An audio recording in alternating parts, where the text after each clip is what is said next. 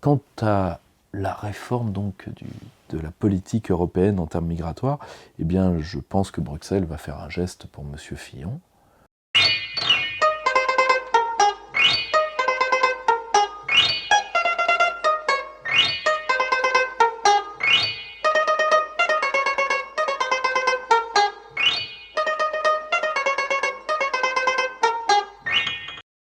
Pierre-Yves Rougeron, on est le vendredi 24 mars 2017. On est maintenant à un mois du premier tour de l'élection présidentielle. C'est le numéro 2 de curé de campagne. Donc on va revenir sur la semaine qui s'est écoulée, qui était assez riche en événements. Et ça a commencé avec un buzz qui a fait plus de 12 millions de vues sur Facebook. Nicolas Dupont-Aignan qui quitte le plateau de TF1 pour protester, qui n'a pas été invité au grand débat qui a eu lieu lundi. Alors, on en parlait la dernière fois, sauf à, disons, brutalement tenter de se créer un courant d'opinion, la campagne de Nicolas Dupont-Aignan était mal partie. Elle était mal partie parce que, disons que, il est pris en étau entre la campagne du Front National et l'arrivée de nouveaux débats très euroréalistes, portés entre autres par Asselineau. Et surtout, Nicolas Dupont-Aignan, j'avais dit, il compte sur la classe âgée de l'ancien petit peuple du RPR, c'est-à-dire ces gens sociologiquement de droite, petite et moyenne bourgeoisie de province, très proche du front, mais traditionnellement, très proche du front sur bien des points, mais traditionnellement fidèles à l'ancien RPR, donc ce qui reste du pasquaïsme, du séguénisme, sont des gens assez âgés, et Nicolas Dupont-Aignan a tenté d'adoucir son programme pour les conserver, pour les séduire, et dans le marasme de l'affaire Fillon, de devenir l'homme de la droite hors les murs. Mais comme son profil de gendre idéal, parce que voilà, Nicolas Dupont-Aignan, c'est le maire le mieux élu de France, l'un des meilleurs maires de France, etc. Bon, pour ma fille, très bien, pour la République, pas sûr. Il avait énormément de mal à démarrer. Et là, il a trouvé le filon que François Fillon a refusé de prendre. C'est-à-dire taper sur les journalistes à bras raccourcis. C'est-à-dire se positionner à la Trump, c'est-à-dire de rendre coup pour coup aux journaleux.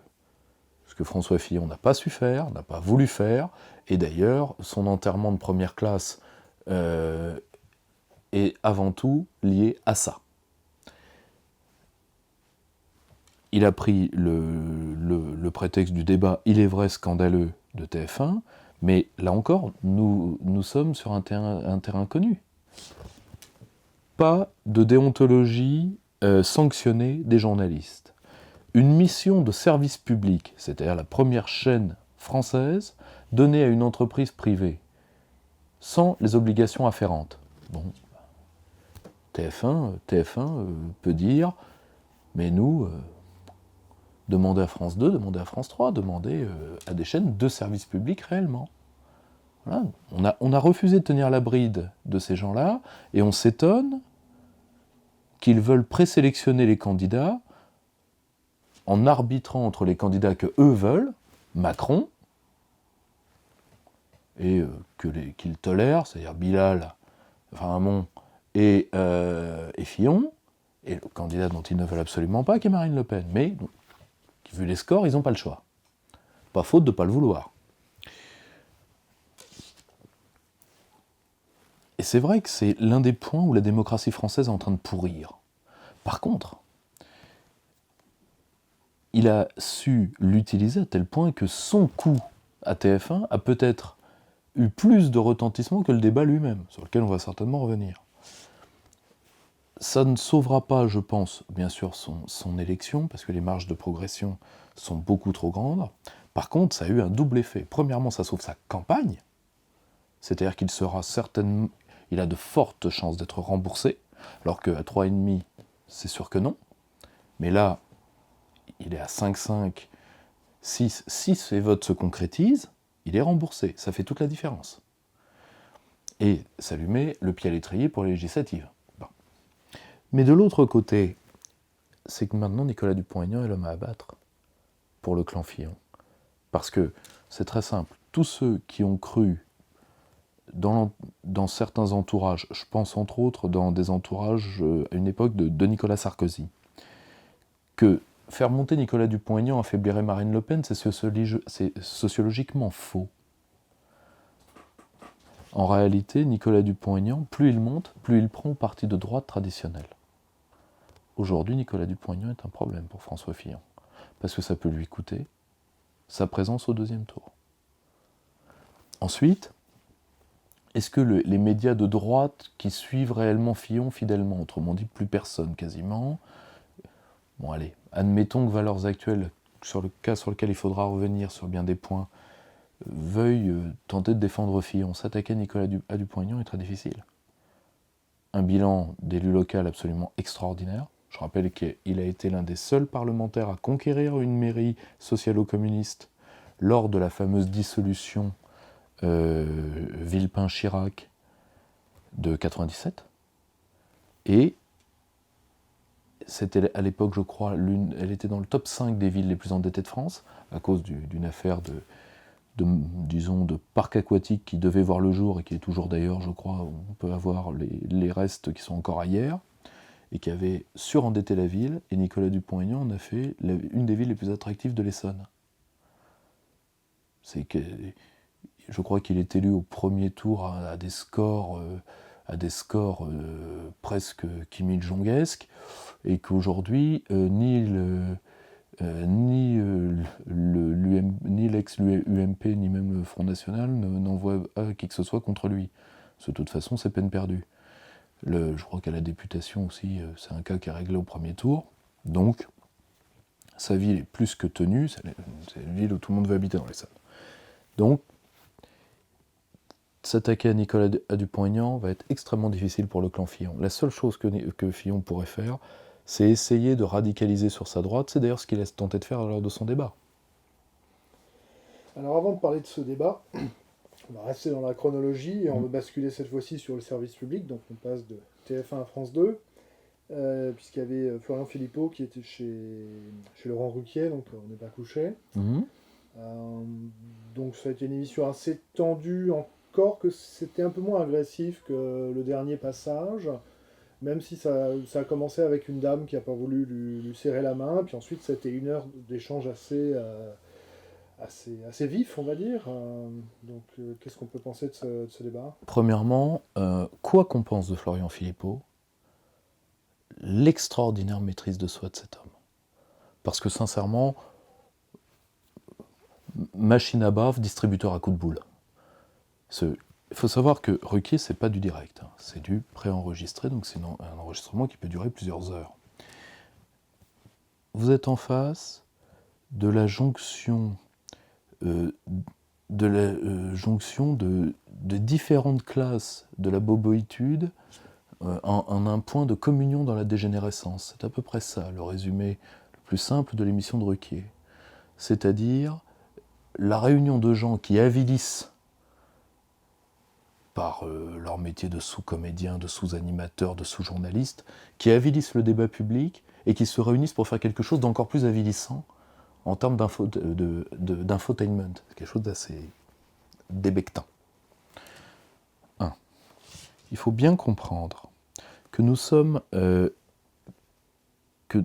en face d'une radicalisation dans laquelle les cultureux, c'était le cas de Clémentine Célarié, qui est une speakerine X totalement indolente, inodore et inoffensive, de l'envoyer, enfin de souligner et d'applaudir à son manque d'éducation, parce que c'est avant tout du manque d'éducation, surtout en face de Florian Philippot, qui est quand même quelqu'un que personne n'a jamais vu faire d'impair en termes de courtoisie, mais juste de montrer, voilà, je ne serre pas la main au fascisme. Oui, ça c'est les résistants de l'avant-dernière heure, en plus face à Florian Philippot, dans une émission de Laurent Ruquier. C'est une émission où siège M. Yann Moix. Alors, de refuser de serrer la main de Florian Philippot, gaulliste revendiqué, et jamais pris en délit quelconque ou en insinuation scabreuse ou quoi que ce soit, et accepté de serrer la main d'Yann Moix, j'invite nos internautes à aller voir sur Internet les témoignages des anciens et actuels amis de M. Moix sur ces sujets de prédilection, particulièrement sur l'histoire de la Seconde Guerre mondiale. Ils apprendront bien des choses. Or, de voir cette tentative de traîner un homme dans la boue et de voir le calme olympien avec lequel il y a résisté, c'est vraiment chapeau, parce que aujourd'hui, il y a très très peu de politiques qui pourraient faire ça. Vraiment. Sans s'énerver, surtout que d'habitude, quand je ne sais plus, même Mélenchon, je crois qu'il lui avait quasiment servi la soupe quand il y était passé, mais par contre, bon, il y a des coups, tous les coups au-dessous de la ceinture, ça, si c'est Florian Philippon, on a le droit. Alors le débat d'après, c'était le débat de lundi, le débat à 5, donc avec les 5 candidats qui sont réputés par les sondages d'opinion comme étant les 5 premiers. Donc si je les prends dans le désordre, Hamon, Mélenchon, ou Mélenchon-Hamon, Fillon, Macron-Le Pen, ou Le Pen Macron, okay. Donc les 5. Qu'est-ce que vous en avez pensé Nul. Je vais faire une confidence, je ne pourrais pas vous interroger sur tout parce que je me suis endormi devant. Ça fait très tard en plus. Enfin, non mais c'est simple, le débat était nul. Nul parce que... Alors, il faut vite faire la stratégie des 5. On va commencer par celle de Mélenchon parce que c'est celle qui m'a fait le plus de peine. Oui, Mélenchon a multiplié les punchlines, il a certainement été le meilleur dans le débat, d'accord. Mais la stratégie de Mélenchon, à un moment, Mélenchon a quasiment fait son testament politique vers la fin. Il sait que c'est sa dernière présidentielle. Et il est vrai, ça m'est d'ailleurs reproché, que j'ai un certain respect pour la stature de cet homme. Et pour sa culture, et que, même si y a des tas de points où je ne comprends pas qu'il se soit enferré. Et là, il s'est enferré dans ce débat parce qu'il a essayé de s'assurer juste une chose, au lieu d'être dans un esprit de gagnant pour laisser un message, ce qu'aurait fait un Jean-Pierre Chevènement. Mélenchon a préféré essayer de coller à Hamon en antifascisme pour dire, voilà, j'arriverai avant toi. C'est-à-dire que voilà, c'est une grande carrière politique, Mélenchon, qui termine par un bruit de chasse d'eau. Parce que il a avant tout collé à Hamon pour dire, voilà, le PS va être un dépôt de bilan de toute façon, et ce que je laisserai reprendra les miettes. C'est bien triste d'un homme qui avait un vrai message à porter. Hamon a été égal à lui-même, donc mauvais. Il était tellement mauvais qu'on dit même que c'est sa prestation qu'aurait achevé le pauvre Henri Emmanuelli. Mais mais ça, j'entrerai pas dans ces bruits que je n'ai pas pu vérifier.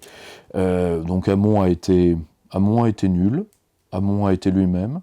Vous savez, il y a une rumeur persistante que Hamon a créé lui-même, parce qu'il a l'habitude de le dire. Il dit qu'il s'était converti à la politique en lisant le manuel de lutte contre le Front National écrit par Jean-Christophe Cambadélis.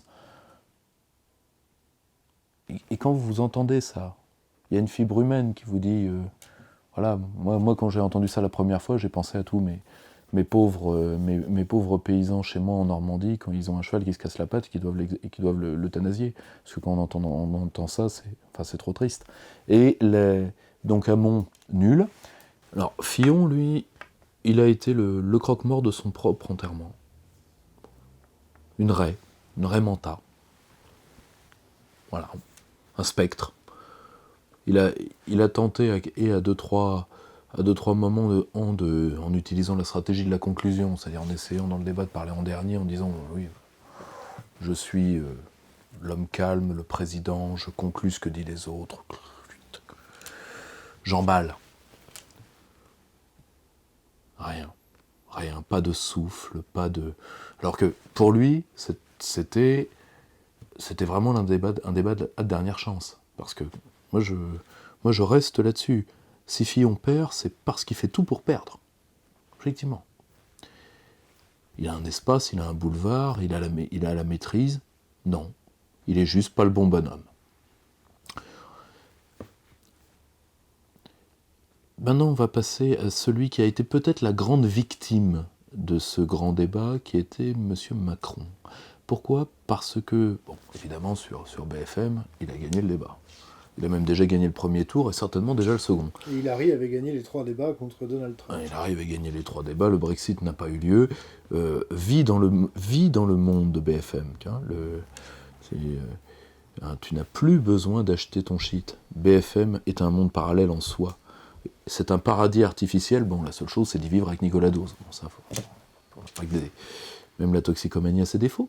Or, Marine Le Pen a été désarçonnée au tout début. Pourquoi ? Parce que c'est un type de débat qui a très rarement lieu en France. En plus, c'est un débat où quand on est dans la position de Marine Le Pen, qui est d'apporter des arguments techniques qui sont justifiables, qui pour beaucoup sont réels, parce que c'est des choses quand même qui ont été produites par Jacques Sapir, par d'autres, mais qui ne sont pas dans les lieux communs journalistiques. Et donc, ce sont des arguments complexes qui nécessitent une explication. Or là, c'était 2 minutes de temps de parole par C'est le personne. fameux schéma qu'elle a montré.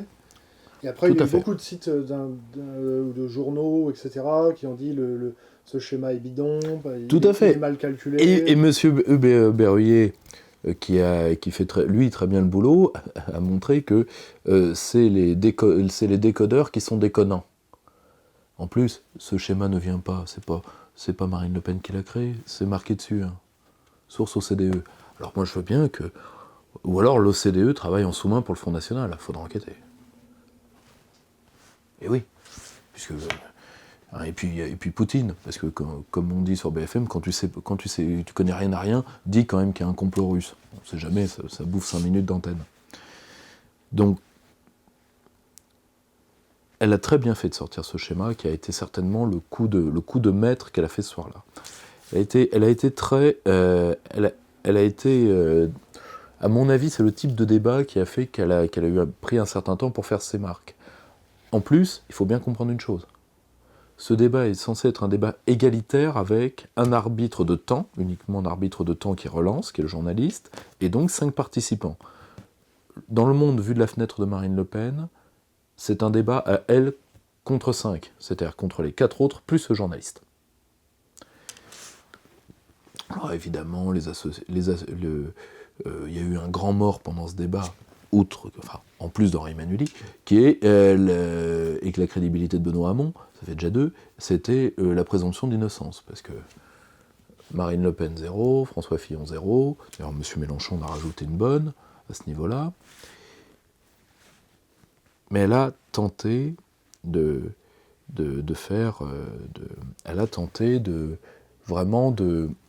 surtout au fur et à mesure de l'émission, de prendre ses marques, de prendre confiance, et avant d'abattre son atout maître.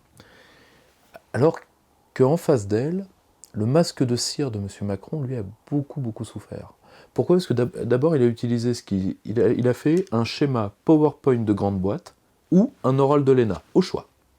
C'est-à-dire, il a utilisé l'arme favorite de sa classe sociale, le d'accordsisme. Je suis d'accord avec, je suis d'accord avec, je suis d'accord avec, je suis d'accord avec. Hein, je suis d'accord partout. Voilà.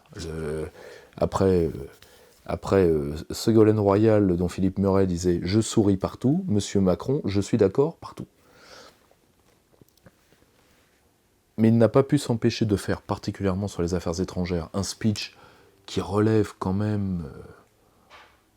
qui mériterait quand même qu'un psychiatre le regarde, parce qu'il est arrivé à tenir, je crois, 5 à 7 minutes de vide pur. Ce qui est un exercice en soi. Et là, je pense que ceux qui entourent sa campagne, que son entourage, le chargent un petit peu trop. Parce que là, plus il parle, plus il baisse, sauf sur BFM, mais objectivement, il se fait beaucoup de mal. Là, il s'est fait énormément de mal.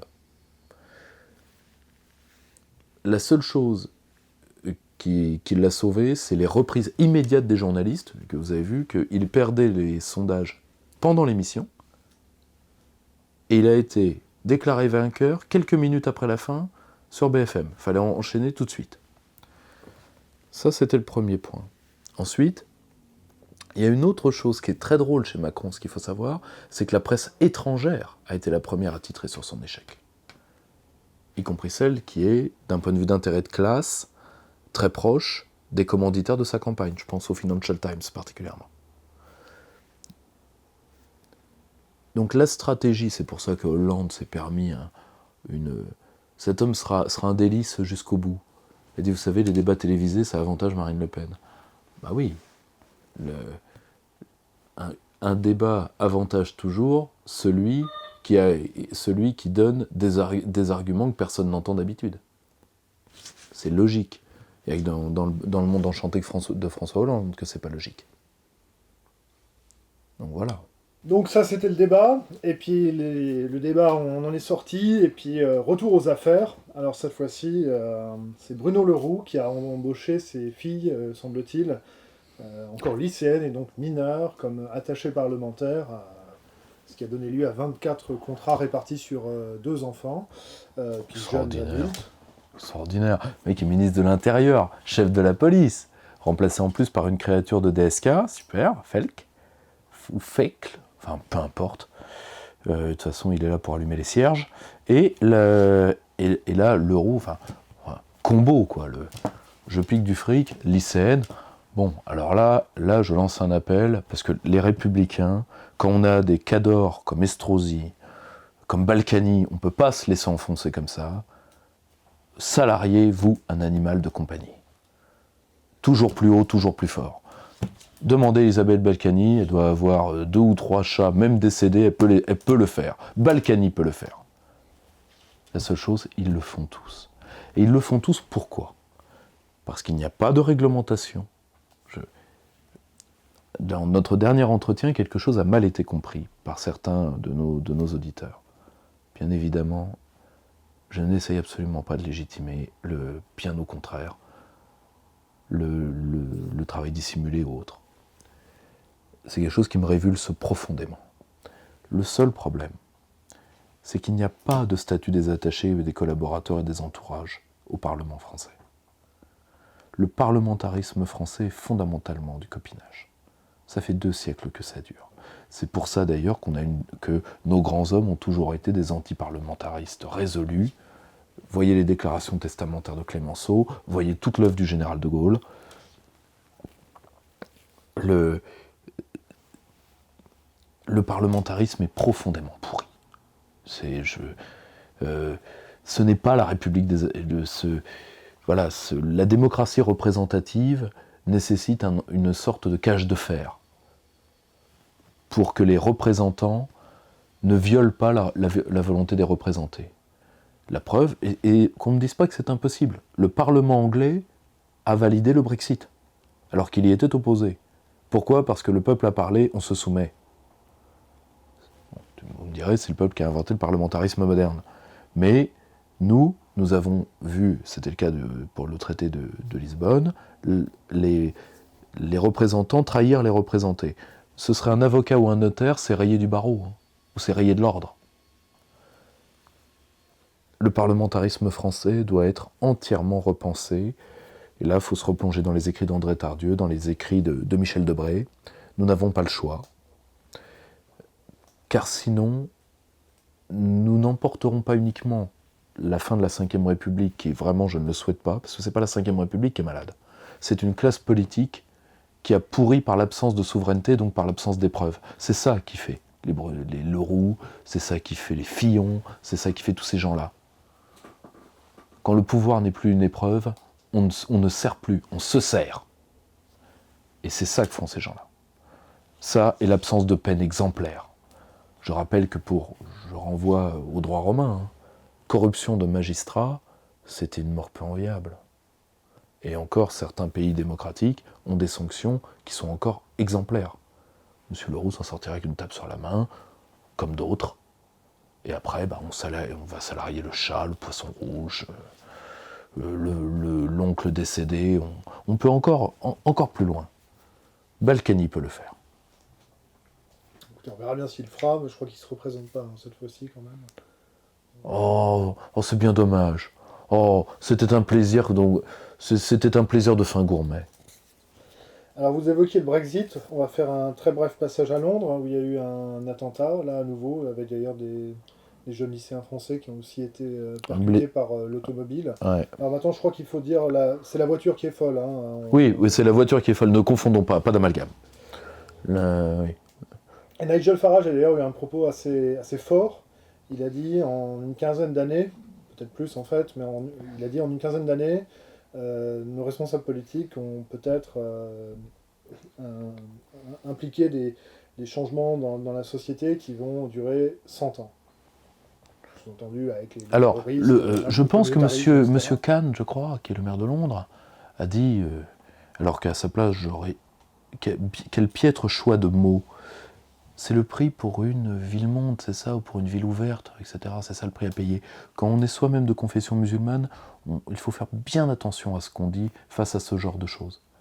De commenter de la sorte un attentat islamiste. Il n'aide pas beaucoup les siens. Il faut quand même qu'il se...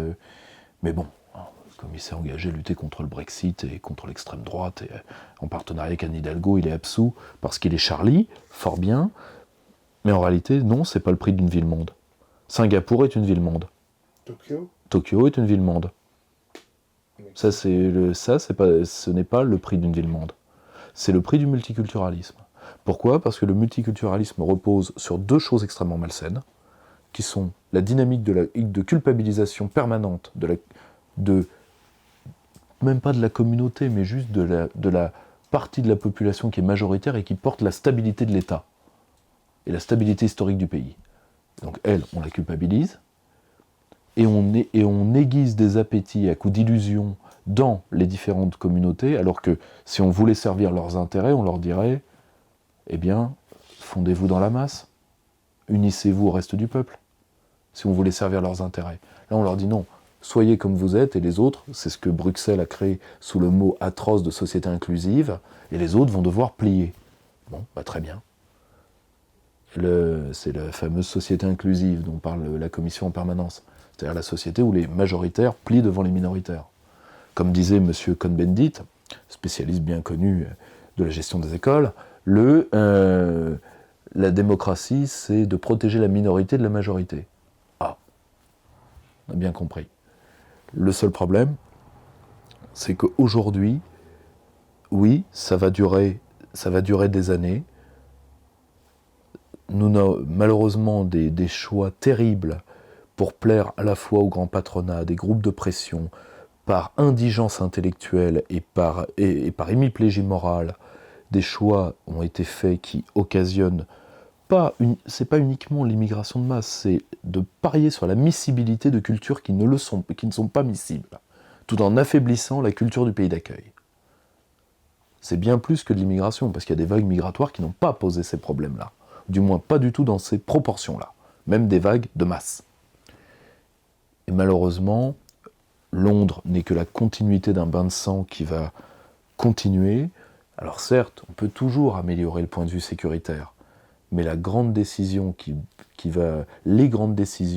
doivent être prises, elles sont politiques, elles portent sur l'ordre public, l'ordre culturel également, l'affirmation de la souveraineté et, à titre subsidiaire, sur une politique étrangère plus équilibrée. Mais avant tout, sur une chose simple que toutes les minorités peuvent entendre, parce qu'elles ont des éléments évidemment sains, et même pour beaucoup majoritairement sains, qui est mettre chez nous. Sinon, ce sera Londres, ou Bataclan, ou ce que vous voulez, pour tous. Alors, mettre chez nous, vous me faites penser justement à ce qui s'est passé avec Erdogan, qui continue à menacer un peu tout le monde. Alors c'est vrai qu'en France, il y a une communauté turque moins importante finalement, à part dans l'est de la France que dans le reste de l'Europe, en particulier l'Allemagne, l'Autriche, etc. Mais c'est justement ça continue à avoir des tensions. Erdogan a dit vous ne serez plus en sécurité, etc. Ce qui fait un écho extrêmement particulier aux événements de Londres. Tout à fait. Donc là, on voit que la classe politique d'ailleurs en France est un peu gênée. Il y a eu le meeting de Metz, mais là le maire de Strasbourg a dit ah non, Erdogan, il ne faut pas qu'il revienne pour la campagne, etc. ils veulent faire un peu de populisme light sur le dos des Turcs, ce qu'a fait d'ailleurs, en partie le néerlandais, ce qui a affaibli M. Wilders. Ça, je reviendrai là-dessus dans le grand entretien du mois certainement. Par contre, je suis désolé, l'Allemagne a utilisé Erdogan dans les circuits de migrants et autres pour réveiller, c'est pas l'ordre des nations et l'ordre des États, c'est l'ordre des hordes. Et on a utilisé Erdogan pour ça. Entre autres dans la gestion des flux migratoires, demandés par la Reichschancelière. Et aujourd'hui, on lui dit que c'est un turcos de service. On a utilisé la Turquie pour foutre tout le bordel dans les Balkans, pour foutre tout le bordel dans les lignes migratoires, et aujourd'hui, on lui ferme la porte. Le sultan le prend mal, il a raison. Nous ne payons pas l'agressivité turque. Nous payons la politique germanique. À titre personnel, si c'est ça le nouveau truc pour faire l'Europe, c'est-à-dire de le faire contre la Turquie, ça sera sans moi. Parce que là, pour le coup, nous avons refusé depuis 20 ans d'être clairs avec la Turquie. Alors vous me direz, elle utilise, notre flou artistique pour avoir des crédits de préadhésion, pour avoir les visas pour ses ressortissants, et pour pouvoir faire du chantage migratoire. Mais nous lui avons permis tout ça. Nous lui avons permis tout ça. Et nous avons surtout installé nous-mêmes le pouvoir d'Erdogan, car Erdogan voulait utiliser les critères de Copenhague pour dépolitiser l'armée laïque, qui était sa principale ennemie. Il l'a utilisé, il a réussi. Aujourd'hui, il est indéboulonnable. Grâce à qui ? Grâce à nous. Bon. Maintenant, on se dit « Ah, quel monstre nous avons créé !» Fallait pas lécher les babouches du sultan pendant 20 ans. Très bien, vous en reparlerez donc dans le grand entretien. On va revenir donc sur la campagne présidentielle. Double Fillon, là, donc l'aggravation de son cas, puisqu'on parle maintenant faux, usage de faux ou abus. Enfin, les termes n'arrêtent plus de s'enchaîner, donc on est perdu. Mais en gros, faux en écriture publique, voilà. recel de faux en écriture publique, etc. Ouais. En gros, on le soupçonne d'avoir trifouillé les contrats de sa femme avant de les présenter à la justice.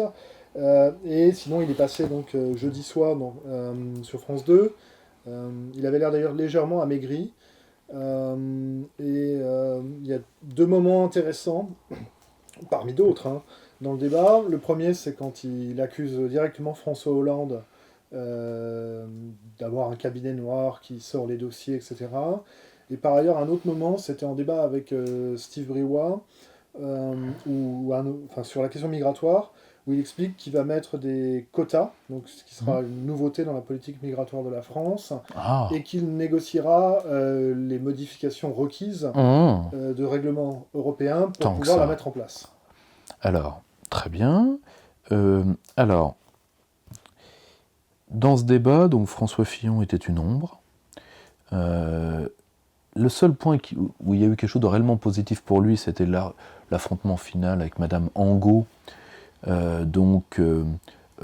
sociétaire certainement du club Hollandisme et Lettres, puisqu'elle était là pour être la porte-parole officieuse du PS dans sa version la plus tarte, elle qui est avant tout une écrivaine, maintenant on est obligé de dire, sinon contravention, une écrivaine de gare qui parle d'inceste à longueur de temps, à tel point qu'il s'en est malsain, et qui a sauté à la gorge du pauvre monsieur Fillon, qui s'est à peine défendu, qui s'est laissé mettre dans les cordes.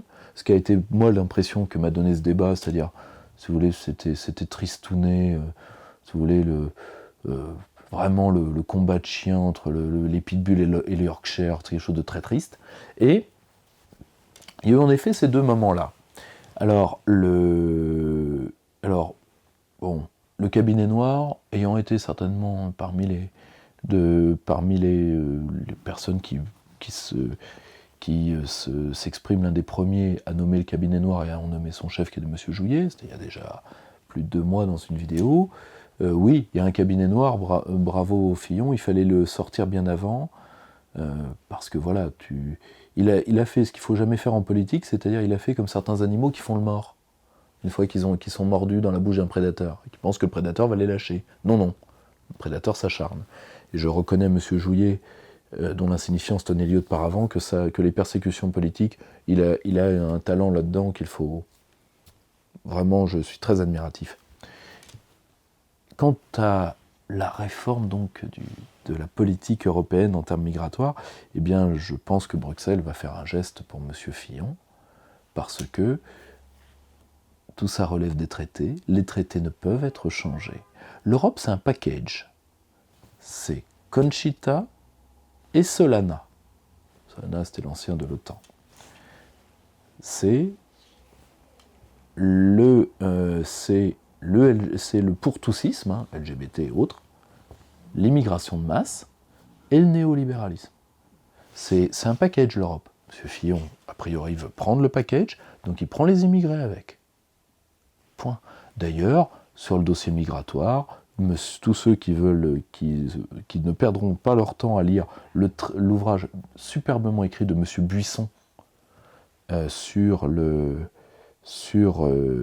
la cause du peuple, eh bien verront le courage personnel que M. Fillon a sur ces sujets. Donc, tout ça est lamentable. La seule chose qui est positive, c'est que maintenant, face à une Marine Le Pen qui a très clairement fait un débat de second tour, pendant ces 2 dernières semaines, elle se positionne déjà, elle jouit de la rente d'être première certainement au premier tour, donc elle passe déjà au second. Face à une Marine Le Pen donc, qui sculpte sa statue présidentielle, lui c'est un lapin dans les phares, très bien, et surtout, il y a quelque chose de très positif pour le pays qui est en train de se faire, c'est que maintenant, ce précipité douteux qui n'aurait jamais dû voir le jour, cette chimère politique qui fait couvrir le petit peuple du RPR par des cadres UDF, c'est ça l'UMP, c'est ça les Républicains, eh bien, nous allons avoir la chance de voir tout ça et se disloquer progressivement. Je pense que la grande bénéficiaire devrait en être Marine Le Pen à titre principal, et peut-être Nicolas Dupont-Aignan à titre subsidiaire.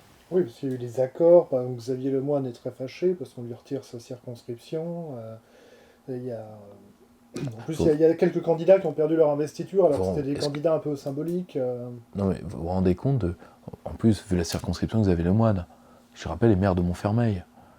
Moi, j'ai eu le plaisir de rencontrer cet homme à quelques reprises, et j'ai toujours lancé à la cantonade la boutade suivante. Il est maire de Montfermeil, qui veut son écharpe? Ça vous dirait, vous, d'être maire de Montfermeil? Non, franchement, non. Bon. Et on retire à cet homme-là, alors peut-être qu'il était trop catho, peut-être... En plus, c'est lui qui a fait mettre le souverainisme dans les statuts du Parti chrétien-démocrate, du PCD de M. Poisson. Et donc peut-être qu'on ne lui pardonne pas ça. C'est bien dommage. C'est en s'enfermant dans cette ligne NKM que qui d'ailleurs, NKM était juste derrière Fillon, je crois, au débat sur France 2, c'est suicidaire. Parce que contrairement à M. Fillon, NKM, elle est déjà en train de négocier avec M. Macron. Elle a toute sa place aux côtés de M. Macron, comme tous les rebuts de la classe politique française. Alors il y en a un qui a quand même pas l'allure d'un rebut, et qui a rejoint Emmanuel Macron, et qui pourrait lui être un vrai atout dans cette campagne. Je suis d'accord avec vous, tout à fait. Alors, Le Drian, c'est 3 choses. Premièrement, c'est un programme de défense qui n'est pas que... Alors, on dit que c'était la faiblesse de M. Macron. Comme si M. Macron n'avait que cette faiblesse-là. Premièrement. Deuxièmement, c'est surtout l'arsenal, l'arsouille, comme on dit. Le Drian est le représentant de certains intérêts militaro-industriels, donc il essaiera de les faire passer, mais surtout, il est un soutien de Macron parce que c'est l'un des seuls de toute cette équipe de bras cassés sans frontières qui est constituée des différents gouvernements Hollande. C'est l'un des seuls qui a imprimé, à mon avis bien à tort d'ailleurs, une marque de professionnalisme dans l'opinion. Ensuite, est-ce que son ralliement vaut quelque chose? Pour lui, certainement. Pour Macron lui-même, je pense que Macron nous a prouvé une chose. C'est que c'est vraiment un mec de la pensée PowerPoint. Alors on me dit, il va recevoir de très bonnes fiches en matière de défense. Monsieur Macron doit recevoir de très bonnes fiches sur beaucoup de choses. Il nous a prouvé qu'il n'était pas capable d'en tirer profit. C'est la grande leçon du débat à 5. Oui, d'autant qu'il y a un article récemment qui est sorti et qui dit que les profs d'université qui abusent des PowerPoint sont les plus mauvais, paraît-il. Ouais, mais là, vous avez la pensée PowerPoint. C'est-à-dire PowerPoint, ça abrutit les élèves et rend les profs cons. C'était ça, rend les profs chiants. Bon, c'est vrai que quand on cumule pour pour Emmanuel, hein, en plus, c'est vrai, il est vraiment cadre du tertiaire dans une entreprise de start-up dynamique au sourire Colgate, c'est-à-dire, voilà, le grand philosophe Castoriadis disait le divers décroît, et le désert s'accroît. Monsieur Macron est un homme du désert, il porte le vide avec lui. L'avantage, c'est qu'il le porte bien. Parce qu'aujourd'hui, quand vous interrogez les gens qui veulent voter pour lui, qu'est-ce qu'il a? Il est beau. Ouais. Très bien, Pierre-Yves Rougeron, merci d'avoir fait le tableau de tout ça. Alors, il y a juste une dernière actualité qui est venue, mais je pense qu'on la commentera la semaine prochaine. C'est Vladimir Poutine qui a reçu Marine Le Pen. Je pense qu'il sera peut-être plus intéressant de le commenter dans une semaine, parce que je pense que ça va être un sujet qui va revenir dans les jours prochains, qui va certainement d'ailleurs éclipser sa visite au Tchad, où elle a été reçue par le chef d'État. Et donc, on vous retrouve la semaine prochaine pour une prochaine curée de campagne. Merci.